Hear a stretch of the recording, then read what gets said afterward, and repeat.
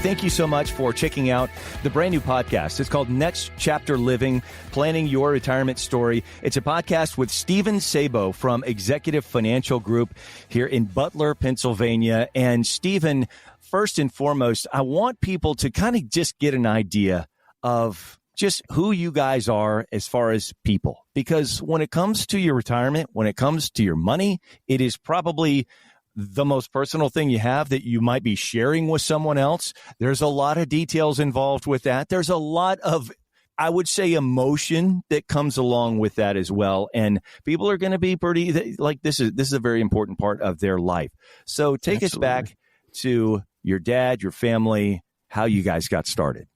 So really all started with my father. He got out of college and he went to work for a large insurance company right out of college, kind of a sales job. And sure, he got into that and did really well for himself. He was working his way up. He got into his own office. He was a manager of his own office and became a regional manager for the region, managing a few different offices. But working for a big company like that, found out pretty quickly that they were there for one thing, and it was to push their products and to make money by doing that. And he became a little disassociated with that only because he was there to help people in retirement. And sometimes, you're kind of pounding a square peg into a round hole, forcing something upon somebody that may or may not be best for them. And so, he thought, well, let me see if I can't do this on my own. And he left and started Executive Financial Group. And it's, almost 40 years now, 39 years. And here we are today with me and my sister, Alexandra. She's a little bit older than me. She started about 15 years ago now.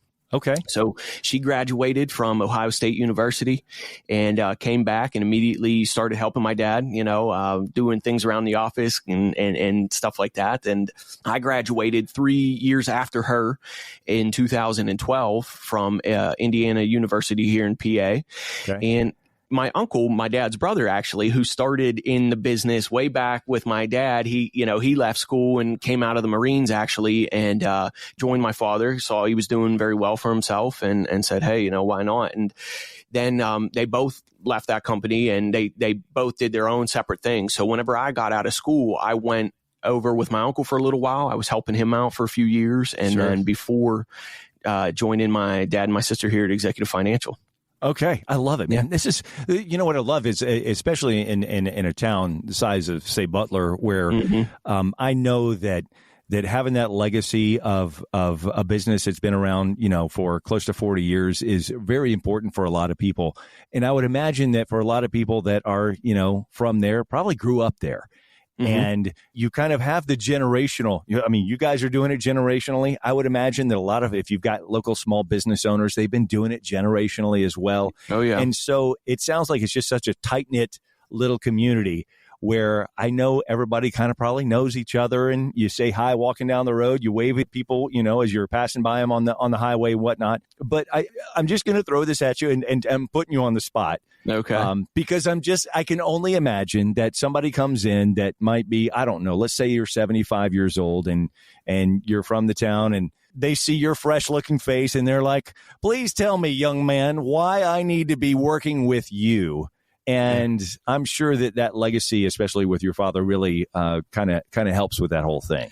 Absolutely. And, we still have even some of our own clients that have been working with us for years and years still do that. They say, I give them an answer about a question that they have and they say, oh, thank you so much, Steven. We appreciate that. Hey, if you wouldn't mind having your dad give me a call a little bit later, I just want to go over a few things with them. And hey, sure, that's okay. And I understand it. I grew up like that. I always grew up. My grandfather was military. And so it was always about respect, and it was always about respecting your elders. And, and that's just kind of how I grew up. And so I'm okay with that. And I think, having my father has been really helpful because it does, let people's guard down a little bit where they say, okay, you know what, he's a good guy. I can see that Steven is also a pretty good guy too. And you know what, I think I can trust him with some of this stuff. It is important. And like you said, I know that it's tough for some of the older generation to look at, somebody like me, younger guy, and say, what's he, what kind of slick stuff is he getting me into here? What's he trying to pull? But, it has been, it's you can say maybe it's a leg up from some of the other people that are my age doing this around here, that I do have that kind of recognition. We've been here for a long time here in the community. So, and I do wonder also, Steven, that for some people who, especially in a smaller town, the kids may decide to go to New York or maybe Philly and try to see their hand in what they can do there. But you didn't do that. You actually you stayed within the family of business. Like you said, you started with your uncle and then you came to work with your father. So it's not like you were one of those people going out there trying to chase down the big fish, so to speak, in one of these big cities like New York or Philly or even Pittsburgh. But you said, you know what, I'm really tied to my family and tied to this town. Yeah, absolutely. Family is a big thing for us. We still get together at my parents' house on Sundays and we have kind of a family dinner. I've got 3 sisters. They each have kids. So it's the nieces and the nephews and my parents are there. And, pretty much not every Sunday, everybody gets a little bit busy, but for the most part, we try and do it, a couple times a month anyway. And family's big for me. And I always kind of saw myself in this role. I saw what my dad did. We had the opportunity to be at work with him sometimes in the summer and see what he did. And then once I got a little bit older and I saw, helping people in retirement and kind of what that was and everything, I always knew that this was kind of what I wanted to do. And again, I'm a family guy. I like cities. I like to visit big cities and stuff like that. But I was never I never needed to have that escape or anything like that from the small town and get out and, like you said, kind of try my hand at one of those places.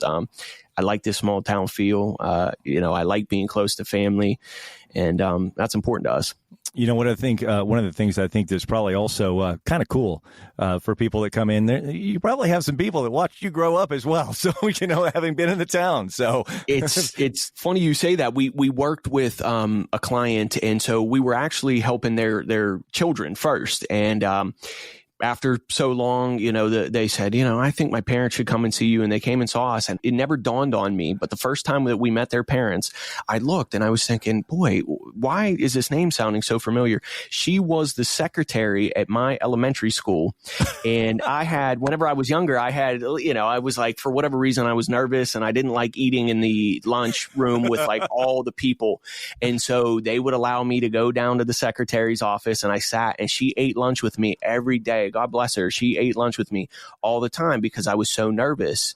And now here she is. They're clients of ours. They're great people. And it's small world. And it's just funny how that happens. It's kind of great because now you kind of get to return the favor. Absolutely. Yes. So. Yeah. We're looking out for her. And, because she, like I said, she really took care of me all those years. So I love that. Great story. Yeah. Well, listen, if you want more information on how you can work with Executive Financial Group here in Butler, PA, and know more with Steven and his father and your sister and everybody that's part of the entire family, then make sure you subscribe to the podcast, Next Chapter Living, Planning Your Retirement Story. We're going to give you lots of information as we go through each one of these episodes that can definitely help you out, especially if you have questions. Maybe you have concerns. Maybe it's something where you might be working with somebody else right now and you're thinking, it's not that things are bad, but I'm just interested in maybe what somebody else's perspective is. Go talk to Steven because, again, you're not getting this just from straight out of school and, here's what I just learned and all that kind of stuff. You've actually got, close to 40 years of legacy and heritage there with your father. And I think that's really important for a lot of people. So, Steven, great job, man. You're going to be great at this podcast thing, too. I appreciate that. Yeah, thank you. You know what? It's kind of coming naturally to me. I like this stuff. So it feels being good, younger. Yeah. Having that, I kind of grew up in that technology era. I saw, the 2000s turned over and so, I enjoy this. Good stuff. Again, Next Chapter Living, Planning Your Retirement Story. It's a podcast we'd love for you to subscribe for so that you can get all of the different episodes. And check out the website at executivefinancialgroup.com. Once again, executivefinancialgroup.com. We will talk to you next time.